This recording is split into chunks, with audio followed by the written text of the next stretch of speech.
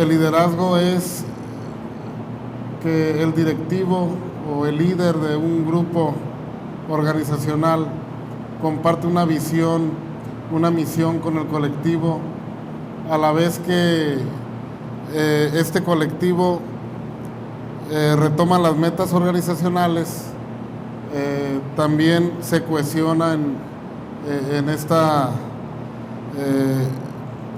idea de la organización. Sobre el liderazgo hay algunos acercamientos teóricos.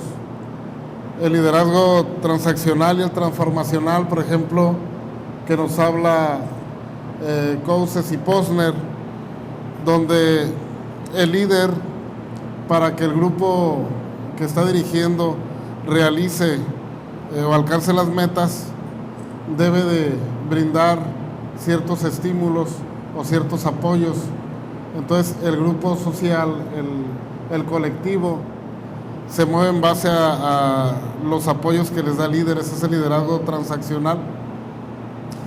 El liderazgo transformacional, en esa propuesta de Posner, de Laidwood, nos habla de que los líderes transforman, y entonces el intercambio ya no es meramente el dar para caminar juntos, sino que se va creando otro tipo de dinámica al interior del grupo, y entonces vamos transformando las instituciones donde estamos. Hay una visión compartida, se van creando metas y se van negociando metas culturales entre los integrantes del grupo. Hay quienes hablan de un liderazgo distribuido, que no vamos a profundizar mucho porque es parte del liderazgo sostenible que nos plantea Hargreaves. Y el liderazgo en red, por ejemplo, también está contemplado en este liderazgo sostenible. Muy importante cuando estamos hablando de escuelas públicas o la escuela primaria, es revisar la dimensión micropolítica del liderazgo, entendiendo la micropolítica desde la idea de Stephen Ball, cuando nos habla que es la política cara a cara, o cómo convencer a los compañeros de que retomen las metas organizacionales, y a la vez que retomen esas metas vayamos negociando el proyecto de la institución. Cuando hablamos de liderazgo sostenible, tenemos que hablar de el cambio sostenible y el cambio que no se puede sostener en el tiempo, en el espacio, ¿no? Entonces, Hargreaves y Finks nos habla de que el liderazgo debe observar los siguientes principios. El liderazgo que sea sostenible: la profundidad, la duración, la amplitud del cambio, la justicia social, la diversidad, la iniciativa y la conservación. Y si nos ubicamos en las escuelas públicas y particularmente en las escuelas de educación básica, vamos a revisar estos elementos a partir del sistema educativo en el que estamos. Revisando el primer principio, que es la profundidad, nos hablan los autores que debemos de trabajar para el aprendizaje y para la integridad. Para revisar el liderazgo sostenible desde el aprendizaje, nos dicen los autores que este liderazgo debe de centrar el aprendizaje de los alumnos, de los profesores, de los padres de familia. El centro de trabajo, más que gestionar infraestructura, debe de gestionar, en el centro de trabajo se deben de gestionar el conocimiento, los aprendizajes, esa gestión que es blanda, que no se toca tal vez, pero es lo más importante de este liderazgo sostenible. Entonces, desde esta mirada teórica, debemos de articular valores nucleares de la escuela, entendiendo los valores como construcciones sociales que se están negociando en cada una de las escuelas.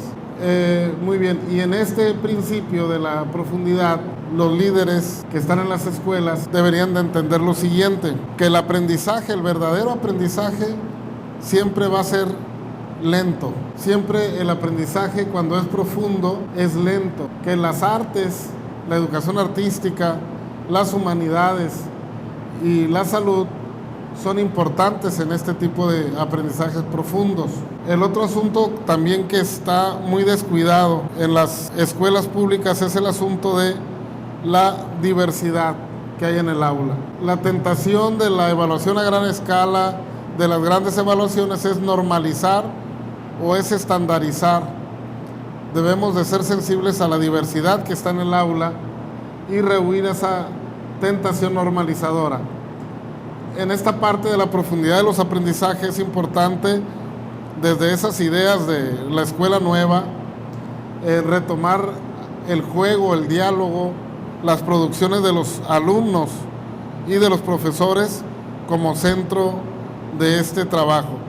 Entonces, vamos generando una mirada de largo alcance, vamos pasando de un esquema basado en las pruebas o en los exámenes hacia un esquema donde la investigación educativa sea un recurso fundamental para lograr esta profundidad. El personal docente, los profesores, deberían entonces reflexionar su propia práctica, porque la profundidad del aprendizaje no solamente estará en los alumnos, sino también en los profesores y en la comunidad de aprendizaje que la integran todos los miembros de la comunidad escolar. Desde esta perspectiva, entonces, los profesores deberían cuestionar las reformas, cuestionar los cambios que se les presenten. Tenemos que tener en cuenta la duración de estos liderazgos y entender que el liderazgo sostenible exige permanencia por una parte, pero también exige planear la sucesión de líderes y líderes que pudieran estar en cierto momento. El asunto es que en la escuela pública mexicana la sucesión de los liderazgos no se planea. Llega un director, se va un viernes y el lunes tenemos un nuevo director, pero no supimos cuál fue el proyecto, cuál es la misión, cuál es la visión de la escuela. No hay una planeación de la sucesión. Entonces, los autores nos recomiendan que la continuidad y la discontinuidad en una organización debe planificarse. ¿Cómo podríamos planear la continuidad de un proyecto aún teniendo cambios de directores? Tener un plan de trabajo de mediano y largo plazo de la escuela, que lo conozca el colectivo docente y que, si se puede, y lo ideal sería que hayan participado en su elaboración para renegociarse todo este camino por el que marcharía la escuela. A los directores tendríamos que formarlos, los directores que tenemos en educación básica, tendríamos que formarlos en temas como la gestión del conocimiento, el liderazgo, micropolítica y otros temas que sin duda nos permitirían trabajar el asunto de la sucesión. El liderazgo sostenible difiere del liderazgo tradicional cuando aquel liderazgo que nos dibujan, cuando el líder es una persona que va al frente y atrás de él van los seguidores. Esto es una explicación desde mi punto de vista limitada. Es una explicación limitada porque ahora tendremos que hablar de liderazgos distribuidos, que el liderazgo se va moviendo entre los miembros del colectivo, y cuando hablamos de liderazgo estamos hablando que la autoridad y el poder se tiene que mover entre los miembros del colectivo. Esto lo veremos un poquito más adelante en los otros principios. El tercer principio que nos plantean es precisamente la amplitud. Y acá hablamos de distribuir, no delegar. Lo que se hace comúnmente en las escuelas es delegar. Los directores delegamos ciertas tareas, ciertas funciones al colectivo docente. De lo que se trata aquí es de distribuir. Ahí está la amplitud. La esfera del liderazgo se va ampliando, se va demarcando hacia el colectivo docente, y entonces esa imagen de que el líder es un agente solitario con dotes muy particulares y por encima de los demás es un liderazgo heroico le llamamos, pues no corresponde al tiempo en el que estamos, ¿no? El director debe distribuir en este sentido tareas directivas a los profesores para ampliar la verdadera transformación al interior de los centros educativos. Eso sería lo ideal desde este posicionamiento teórico. Aquí cuando hablamos de distribución, suponiendo que el colectivo está en aquella imagen y estamos distribuyendo y estamos trabajando en red, y ahí ven unos vínculos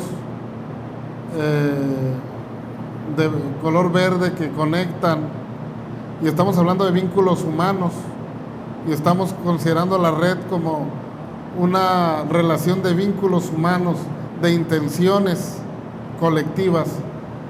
Entonces pasamos de delegar funciones, como lo podemos hacer los directores de educación primaria, a distribuir entre los miembros del colectivo en ciertos momentos, en ciertas tareas, autoridad y poder. Y entonces vamos formando desde que el maestro está en el aula, al darle ciertas funciones directivas, vamos formando desde el aula a los directores. La distribución, nos dice Hargreaves y Fink, debe ser persistente. ¿Qué quiere decir? La distribución persistente es cuando se debate lo que pasa al interior de la escuela, cuando se reflexionan los acuerdos y los desacuerdos, cuando se aprende a partir de la diferencia y se acepta la crítica. Serían como premisas para lograr una distribución verdadera de la autoridad y el poder con el colectivo. El otro principio que nos plantea el liderazgo sostenible es el de la justicia social. El liderazgo sostenible, en este sentido, promueve una mayor justicia que el liderazgo tradicional, donde el líder al interior de la organización es uno y el colectivo va detrás del camino que va marcando el líder. ¿Cómo podríamos esta parte reflexionarla desde la escuela pública mexicana? Para que hubiera justicia social, tendríamos que hacer intercambios de escuelas, entre comillas, exitosas, desde los parámetros que nos marca tal vez enlace, los exámenes estatales, los censales, con escuelas que han estado debajo de esas mediciones, hacer el intercambio, conectar las zonas escolares. Las zonas escolares, ahorita que estoy en supervisión de una zona escolar, las zonas escolares estamos más bien desconectadas, y al interior de la zona escolar las escuelas son como pequeñas islas que difícilmente se comunican y comparten información. Aquí de lo que se trataría ahora es de conectar las escuelas con ese intercambio de información y conectar las zonas escolares. Y un principio de justicia social sería apoyar más al que necesita más el apoyo, en este caso las escuelas que desde las evaluaciones externas salieran debajo. Otro asunto de justicia social es una consulta permanente a la comunidad escolar. Pasar de una rendición de cuentas individual, que es la que los medios de comunicación le tienen aprisionado al profesor de escuela pública, a rendiciones de cuentas colectivas, como centros de trabajo, como escuelas, como zonas escolares. ¿Para qué? Para privilegiar ese trabajo colectivo. La evaluación, definitivamente desde el liderazgo sostenible, no se concibe como la evaluación que regularmente se hace en el sistema educativo, que es una evaluación para clasificar escuelas de bajo o arriba del estándar. Aquí tendríamos que revisar qué impacto tiene en el barrio, qué impacto tiene en la comunidad el trabajo de la escuela, el impacto social, pero también qué impacto tiene sobre el medio ambiente natural. Otro principio importante que nos marcan los autores es el principio de la diversidad. entender que el acto educativo y la escuela está rodeado de complejidad y entender que debemos trabajar esa diversidad desde una cohesión de lo diverso. Tratar de diferenciar la enseñanza, tratar de diferenciar las estrategias de los directores para el aprendizaje a partir de los alumnos que tenemos, tratar de diferenciar desde la supervisión la ayuda a las escuelas a partir de cómo está la escuela. Entonces, el liderazgo sostenible promueve una diversidad cohesiva. ¿Por qué? Porque la diversidad la debemos interconectar. Debemos primeramente que ver la diversidad, no mirar a todos los alumnos como un número de lista, no mirar a todos los alumnos como iguales y con una enseñanza igual para todos, sino aprender a observar lo diverso. La escuela, entonces, deberíamos pensarla como una red y no necesariamente como redes telemáticas, ¿no? Sino como redes de vínculos, de intenciones, de emociones al interior de la misma escuela. Debemos de pasar, y esto ha sido una crítica desde hace tiempo, de los esquemas competitivos a esquemas cooperativos al interior de la escuela. A partir de la cooperación, a partir del trabajo en equipo y de esa diversidad, podríamos trabajar y observar la diversidad al interior del aula. Las escuelas, entonces, deberían de ser diversas desde esta lógica, ¿verdad? Y como supervisores a la escuela, a las escuelas que tenemos en la zona escolar, deberíamos de tratarlas de manera diferenciada para ayudarles a avanzar. Entonces la escuela también debería ser flexible y receptiva a la diversidad. Muy bien. El otro asunto que también tendríamos que revisar es que debemos de afrontar la estandarización que nos marcan de manera externa a evaluaciones criteriales propias o a instrumentos de evaluación creados por la propia institución. Centrar, algo muy importante para afrontar la diversidad es centrar las metas culturales locales en la gestión del currículum. El currículum tenemos que filtrarlo a partir de lo que localmente la institución es la parte más importante en ese sentido.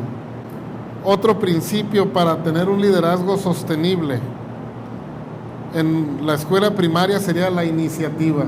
El liderazgo sostenible se enfrenta a ciertas limitaciones que ya lo hemos vivido quienes estamos trabajando en básica o hemos trabajado. Regularmente las reformas curriculares se elaboran de manera rápida por exigencias políticas, sociales, pero se le da poco tiempo a este análisis de la reforma curricular. La medición que nos impone el gobierno regularmente es a corto plazo y se imponen los indicadores y las escalas desde afuera de la escuela. Por eso de ahí la imposición de por qué evaluar comprensión lectora, por qué evaluar matemáticas, por qué evaluar ciencia, por qué no evaluar otros elementos. Eso es una imposición. Y la evaluación es a corto plazo y los cambios se quieren a corto plazo, pero el aprendizaje profundo es lento. Ahí está el asunto que choca con esto. También la Secretaría de Educación Pública, el gobierno, está obsesionado por la rendición de cuentas, pero individual. No se trabaja sobre la idea de rendición de cuentas colectivas. El director de escuela primaria y de toda básica tiene una sobrecarga de trabajo burocrático. Esa es una limitante para el liderazgo sostenible. El liderazgo, por otra parte, este liderazgo sostenible promueve renovación. Y la renovación pedagógica, la renovación al interior de la escuela, no es otra cuestión más que un cambio positivo o cambios para la mejora de la escuela con el consenso de los integrantes. Aquí hay 3 elementos muy importantes de la renovación que tal vez se ha perdido un poco en estos últimos tiempos. ¿Cómo podemos promover la renovación en las escuelas? Teniendo confianza primero en los profesores, teniendo confianza en los directores y en la gente que hace posible que la escuela funcione día a día. El primer elemento es la confianza. Sin la confianza del gobierno, de la secretaría, difícilmente los profesores van a pensar en renovar pedagógicamente su escuela. Cuando el escenario es adverso y lo que hay es desconfianza sobre los actores, pues nos vamos a mover por el camino de la certidumbre, que es lo que siempre hemos manejado. El otro aspecto importante para renovar pedagógicamente la escuela es la seguridad en sí mismo. Nos dice Canter, el declive no es un estado, es una trayectoria. Entonces debemos de tener esa confianza y esa seguridad en sí mismo para movernos positivamente en esas trayectorias. Y otra parte importante es el sentimiento positivo que tengan los actores. Sin un sentimiento positivo, sin una autoimagen favorable, difícilmente los actores, directores, profesores, supervisores van a renovarse. El último principio que maneja Hargreaves y Fink para que el liderazgo sea sostenible en el tiempo, en el espacio, es la conservación. Aquí presentamos una tabla donde la lógica sería pasar de esto a pasar a esta parte. Deberíamos de pensar como gobierno, en vez de pensar en despedir y contratar, deberíamos pasar a dar un nuevo uso a las personas con talento, o hacer un reagrupamiento de funciones al interior de la escuela. Pasar de desarrollar nuevas comunicaciones, es necesario pasar a conectarse a las redes sociales ya existentes y reinventarlas. Pasar de inventar nuevos valores a renegociar, revitalizar y renovar al interior de cada escuela los valores existentes. En lugar de reidear nuevos procesos, creo que sería necesario salvaguardar los procesos nuevos existentes. De una completa reestructuración sería necesario pasar a adaptar y reconstruir las estructuras existentes. ¿Qué tensiones y qué retos se abren para la escuela pública a partir de esta perspectiva teórica? Cuando hablamos de profundidad, la primera tensión: estoy en mejores niveles de logro en pruebas censales y estudios internacionales, o pienso mejor en mejores aprendizajes, ubicándonos como el director o como los líderes al interior de la escuela. ¿Por cuál me iría yo? ¿Por salir bien en las pruebas o por tener mejores aprendizajes? La otra tensión sería en una mejora educativa rápida o una mejora educativa lenta. El reto sería entonces centrar la gestión del aprendizaje en la escuela desde la dirección escolar. El aula, ese es el otro reto, debe pasar de ser un espacio privado del profesor a ser un espacio colectivo. Los resultados deberían indicar una trayectoria hacia la mejora. Bueno, hay que estudiar las reformas recientes, como la que tenemos actualmente, para mostrar otras alternativas desde las escuelas. Cuando revisamos el otro principio de duración, la atención es trabajo sobre la continuidad o la discontinuidad, formación contra improvisación, me instalo en un liderazgo tradicional o en uno distribuido. Los retos son: para que el liderazgo sea sostenible, las escuelas deben generar planes de trabajo a corto y mediano plazo que se recuperen al cambio de directivos. Se debe formar a los directores de educación básica no tenemos ningún dispositivo de formación. Debemos asignar tareas directivas a los miembros del colectivo docente. La amplitud. Trabajamos con un líder o con muchos líderes, o trabajo desde una lógica del organigrama o desde una lógica en red. El reto es que debemos de trascender esa mirada restringida de liderazgo heroico y solitario a liderazgo colectivo, en red y distribuido. Y deberíamos reorganizar la escuela, pasar de este organigrama a la red, donde los vínculos humanos y tecnológicos permitan dar una nueva dinámica a las escuelas.